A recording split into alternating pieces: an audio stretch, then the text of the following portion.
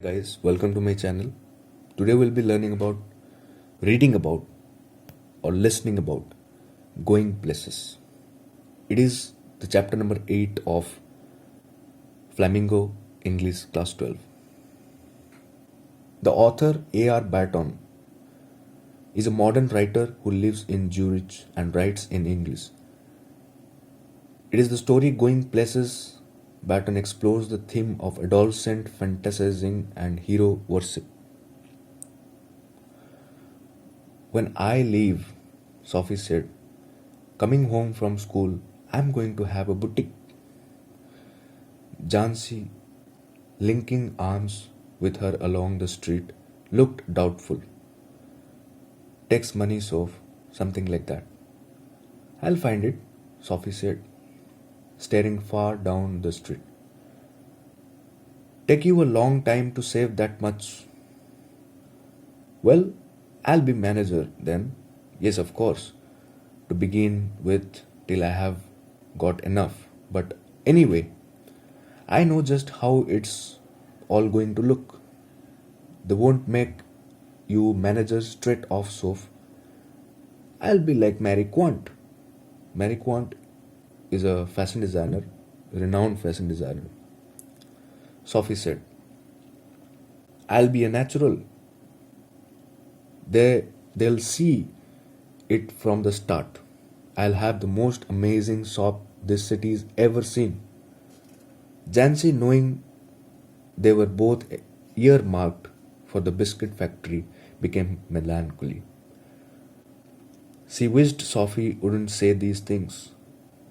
When they reached Sophie's street, Jancy said, It's only a few months away now. Soph, you really should be sensible. You don't pay well for shop work. You know that? Your dad would never allow it. Or an actress. Now there is real money in that. Yes, and I could maybe have the boutique on the side. Actresses don't work full time, do they? Anyway, that or a fashion designer, something a bit sophisticated. And she turned in through the open street door, leaving Jancy standing in the rain. If ever I come into money, I'll buy a boutique. Huh. If you ever come into money, you will buy us a blessed, decent house to live in. Thank you very much. Sophie's father was scooping shepherd's pie into his mouth as hard as he could go. His plump face still grimy and sweet, marked from the day. She thinks money grows on trees, don't she, Dad? Said little Derek, hanging on the back of his father's chair. Their mother sighed. Sophie watched her back stooped over the sink and wondered at the incongruity of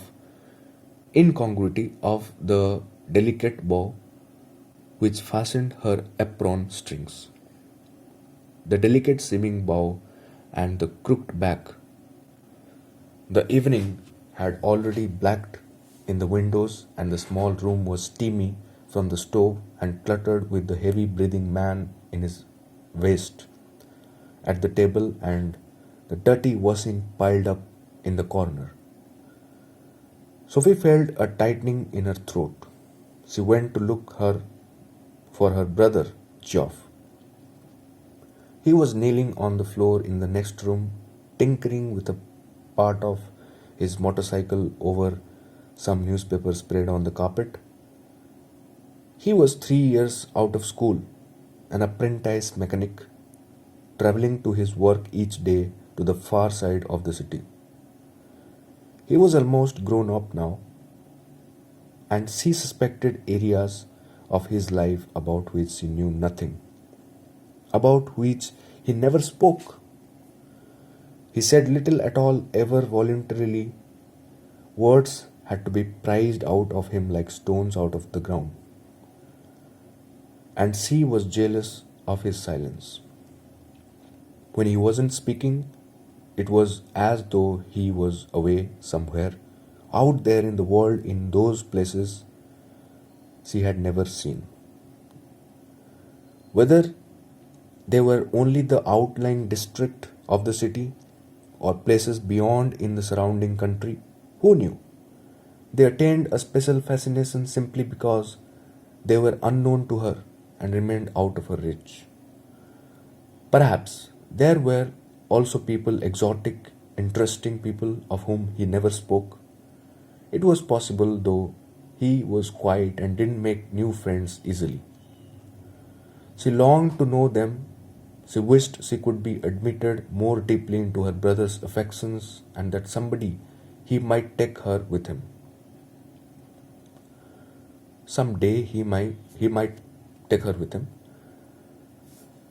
Though their father forbade it and Geoff had never expressed an opinion, she knew he thought her too young and she was impatient.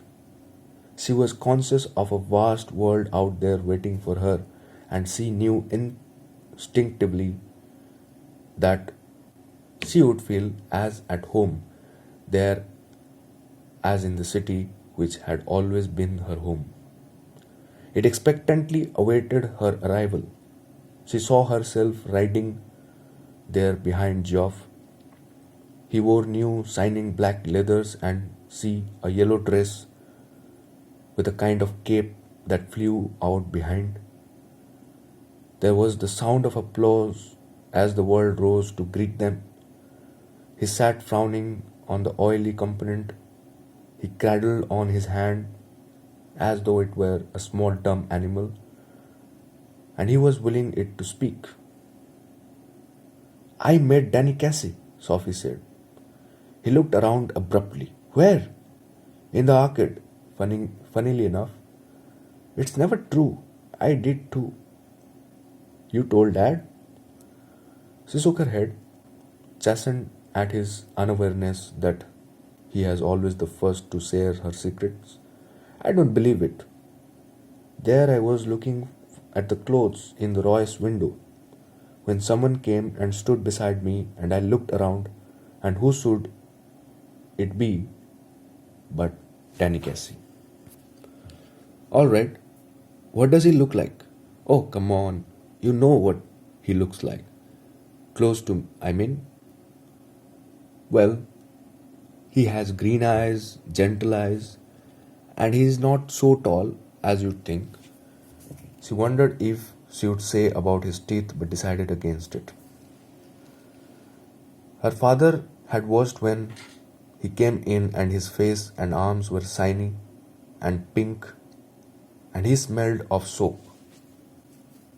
He switched on the television, tossed one of little Derek's shoes from his chair onto the sofa and sat down with a grunt. Sophie met Danny Casey, Geoff said. Sophie wriggled where she was sitting at the table. Her father turned his head on his thick neck to look at her. His expression was one of disdain. It's true, Geoff said. I once knew a man who had known Tom Finney. His father said reverently to the television. But that was a long time ago. You told us, Geoff said. Cassie might be that good someday. Better than that even. He's the best. If he keeps his head on his shoulder, if they look after him properly, a lot of distractions for a youngster in the game these days. He'll be all right. He's the best team in the country. He is very young yet. He's older than I am. Too young really for the first team. You can't argue with that sort of ability. He's going to buy a shop, Sophie said from the table. Her father grimaced. Where did you hear that? He told me so. He muttered something inaudible and dragged himself round in his chair. This another of your wild stories? She met him in the arcade, Geoff said, and told him how it had been. One of these days you are going to talk yourself into a load of trouble, her father said aggressively. Jeff knows it's true, don't you, Jeff? He don't believe you, though he would like you. The table lamp cast an amber glow across her brother's bedroom wall and across the large poster of United's first team squad and the row of colored photographs beneath. Three of them of the young Irish prodigy, Cassie, promised, "You will tell no one," Sophie said. "Nothing to tell, is there?" promised Geoff. "Dad would murder me. Only if he thought it was true. Please, Geoff." "Christ, Sophie, you are still at school. Cassie must have strings of girls." "No, he doesn't." "How could you know that?" he jeered. "He told me, that's how." As if anyone would tell a girl something like that. "Yes, he did. He isn't like that. He is quiet. Not as quiet as all that, apparently." "It was nothing like that, Geoff. It was me spoke first. When I saw who it was, I said, 'Excuse me, but aren't you Danny Casey?' And he looked sort of surprised. And he said, 'Yes, that's right.' And I knew it must be him because he had the accent, you know, like when they interview him on the television. So I asked him for an autograph for little Derek, but neither of us had any paper or pen. So then we just talked a bit about the clothes in Roy's windows. He seemed lonely. After all, it's a long way from the west to Ireland. And then, just as he was going, he said, if I would care to meet him next week, he would give me an autograph then. Of course, I said I would. As if he had ever saw up. You do believe me now, don't you? He dragged his jacket, which was shiny and shapeless, from the back of the chair and pushed his arms into it. She wished she paid more attention to his appearance. Wished he cared more about clothes. He was tall with a strong dark face, handsome, she thought. It's the unluckiest thing I have ever heard, he said. On Saturday, they made their weekly pilgrimage to watch United. Sophie and her father and little Derek went down near the goal. Geoff was always went with his mates higher up. United won 2-0 and Cassie drove in the second goal. A blend of innocence and Irish genius, going round the two big defenders on the edge of the penalty area, with her father screaming for him to pass and beating the hesitant goalkeeper from a dozen of yards. Sophie glowed with pride afterwards. Geoff was ecstatic. I wish he was an Englishman, someone said on the bus. Ireland will win the World Cup. Little Derek told his mother, when Sophie brought him home. Her father was gone to the pub to celebrate. What's this you have been telling? Jancy said. Next week. About what? Your Geoff told our Frank you meet Danny Casey. This wasn't an inquisition, just Jancy being nosy. But Sophie was startled. Oh, that. Jancy frowned, sensing she was covering. Yes, that. Well, yes, I did. You never did, Jancy exclaimed. Sophie glared at the ground. Damn, that Geoff. This was a Geoff thing, not a Jancy thing. It was meant to be something special just between them, something secret. I wasn't a Jancy kind of thing at all. Tell gawky Jancy something like that, and the whole neighborhood would get to know it. Damn, that Geoff was nothing sacred. It's a secret, meant to be. I'll keep a secret, Soph, you know that. I wasn't going to tell anyone. There I'll there'll be a right old row if my dad gets to hear about it. Jancy blinked. A row? I would have thought he would be chuffed as anything. She realized then that Jancy did not know about the dead bit. Geoff hadn't told about that. She breathed more easily, so Geoff hadn't let her down after all. He believed in her after all. After all, something might be sacred. It was just a little thing, really. I asked him for an autograph, but we hadn't any paper or a pen, so it was no good. How much had Geoff said? Jesus, I wish I would have been there. Of course, my dad didn't want to believe it. You know what a misery he is. But the last thing I need is queues of people round our house asking him, "What's all this about Danny Casey?" He would murder me. And you know how my mom gets when there is a row. Jancy said, hushed. You can trust me, Soph. You know that. After dark, she walked by the canal along a sheltered path lighted only by the glare of the lamps from the wharf across the water, and the unceasing drone of the city was muffled and distant. It was a place she had often played in when she was a child. There was a wooden bench beneath a solitary elm where lovers sometimes came. She sat down to wait. It was the perfect place.